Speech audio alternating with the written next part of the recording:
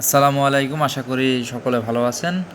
তো সকলের প্রস্তুতি আশা করি ভালোই চলতেছে। তো বর্ষার সিজন, বৃষ্টিপাতের সিজন। তো যাই হোক, তো এই আজকে একটা বিষয় আমি খেয়াল করলাম যে অনেকে আমাকে একজন সিনিয়র এক লোক বলল,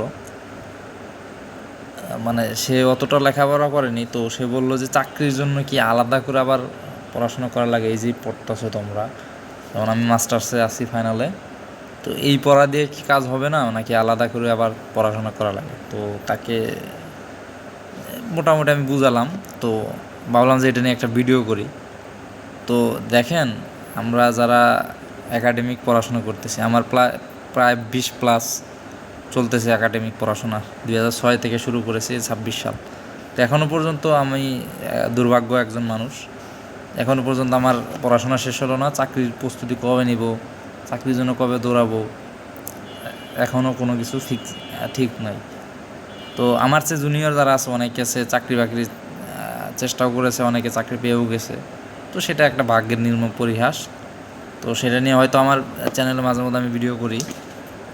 তো এখন বলি যে একাডেমিক পড়া এবং চাকরির পড়ার মধ্যে কী কী আপনার বা চেঞ্জ বা পার্থক্য রয়েছে। তো এখন বেসিক যে জিনিসটা হচ্ছে একাডেমিক পড়াশোনা, যেমন আমার এই যে মাস্টার্সের এই সাবজেক্টগুলো রয়েছে দেখাই, এগুলোর কিন্তু নির্দিষ্ট একটা সিলেবাস এবং প্যাটার্ন রয়েছে।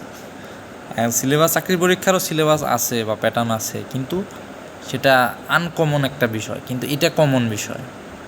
যেমন ধরেন, আমি এখান থেকে এই বিষয় আমি মোটামুটি একটা পড়ে যাব, বা আমি পরীক্ষার 2 দিন আগে পড়ে যাব, মোটামুটি যে পরীক্ষায় লিখব, আশা করি মোটামুটি একটা পাস তো হয়েই যাবে।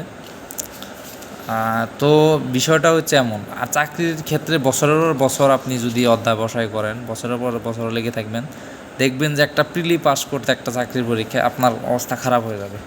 কী জন্যে? কারণ চাকরির পরীক্ষার নির্দিষ্ট কোনো প্যাটার্ন বা সিলেবাস নেই যে এই বিষয়গুলো বা টপিক আছে, কিন্তু ওই টপিক থেকে ঘুরিয়ে ফিরিয়ে এমনভাবে প্রশ্ন করা হবে, সেই ক্ষেত্রে যারা রেগুলার প্রিপারেশন নেয় না, তাদের পক্ষে সম্ভব না। আর আরেকটা কথাই, যেমন এই বিষয়ে আমি 40 পেলেই আমার পাস। 100 পরীক্ষা 20 নাম্বার, ইনকোর্স 80 নাম্বার হলো লিখিত পরীক্ষা। তো ইনকোর্সে তো এমনি 8 নাম্বার পাওয়া যায়, আর 32 আমাকে লিখে পেতে হবে। 40 যদি আমি পাই তাহলে আমি পাস। কিন্তু চাকরির পরীক্ষার ক্ষেত্রে 70 নাম্বার হোক বা 60 নাম্বারের পরীক্ষা হোক বা 100 নাম্বারের পরীক্ষা হোক, এখানে নির্দিষ্ট কোনো পাস মার্ক নেই। তো এটা কাট মার্কসের উপর নির্ভর করে যে কতজনকে টেকানো হবে। তো আমরা যতই বলি যে এই চাকরির পরীক্ষা দিতে একটা তো পাস করতে পারতো, আসলে এতটা সহজ না। চাকরির পরীক্ষা যদি নির্দিষ্ট পাস মার্ক থাকতো, যে 70 পরীক্ষা হয়েছে, 40 যারা পাবে সবাইকে ভাইবা দেওয়ার সুযোগ দেওয়া হবে, প্লাস তারপরে আপনার নাম্বারের ভিত্তিতে নিয়োগ দেওয়া হবে, তাহলে তো মোটামুটি আমি প্রস্তুতি ছাড়াও যদি পরীক্ষা দেয় তাহলে পাস করতে পারবো। কিন্তু কাটমার্কসে গিয়ে কিন্তু এরকম হবে না। কাটমার্কসে আপনার 70 পরীক্ষায় 65 আপনার কাটমার্কস, 62 কাটমার্কস এরকম থাকে। যদি নির্দিষ্ট থাকতো তাহলে ম্যাক্সিমাম আমরা মোটামুটি যারা পারি, আমরা চাকরি না হোক কিন্তু চাকরির পরীক্ষা পাস করতে পারতাম। যেমন নির্দিষ্ট একটা টার্গেট থাকতো যে 40 পেলে পাস, তাহলে 40 আমি যেভাবে ম্যানেজ করে ফেলতাম। কিন্তু একাডেমিকের সাথে চাকরির পরীক্ষায় তুলনা করে লাভ নেই, এটা একটা ভিন্ন। তো যারা চাকরির প্রস্তুতি নেবেন, তো তারা মাথায় নেবেন যে একাডেমিক শুধু পড়লেই হবে না, চাকরির জন্য একটা ব্যাকআপ প্ল্যান থাকতে হবে। বিশেষ করে যারা অনার্স পড়ুয়া স্টুডেন্টরা আছেন, তাদের জন্য চাকরির ক্ষেত্রে খুব একটা হেল্পফুল, কারণ অনার্স পাস করে সব চাকরি আবেদন করা যায়। তো সেই জন্য অনার্স পড়ুয়া ছাত্রদেরকে আমি বেশি বলে থাকি যে চাকরির জন্য বেশি চেষ্টা করতে। যদিও চাকরির অবস্থা খুবই খারাপ, তারপরেও আমি বলি যেহেতু অনার্স পাস করে সব চাকরির পরীক্ষায়, ম্যাক্সিমাম চাকরির পরীক্ষায় আবেদন করা যায় এবং পরীক্ষা দেওয়া যায়। আর মাস্টার্স পাস করে সীমিত সুযোগ রয়েছে, আমাদের মতো সীমিত কিছু সুযোগ রয়েছে, সীমিত কিছু পদে পরীক্ষা দেওয়া যায়। তো এটা নিয়েও আমি ভিডিও করেছি। মাস্টার্সে তো অনার্সের চাহিদা বেশি চাকরির বাজারে।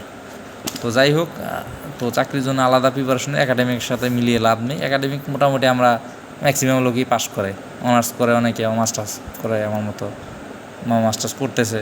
এগুলা সার্টিফিকেট অর্জন করা খুব একটা কঠিন কিছু না, মোটামুটি হলে। কিন্তু চাকরি পাওয়াটা খুব কঠিন। তো সেই জন্য চাকরি পেতে হলে কঠোর থেকে কঠোরতম পরিশ্রমী হতে হবে। তো যাই হোক, অনেক কিছু বলে ফেলেছি, ভুল ত্রুটি হলেও ক্ষমা সুন্দর দৃষ্টিতে দেখবেন। তো সকলের চাকরির জন্য ভালোভাবে প্রস্তুতি নেন, আর সামনে হয়তো আরও কিছু ভিডিও দিব। চ্যানেলের সাথে থাকেন। আল্লাহ হাফিজ।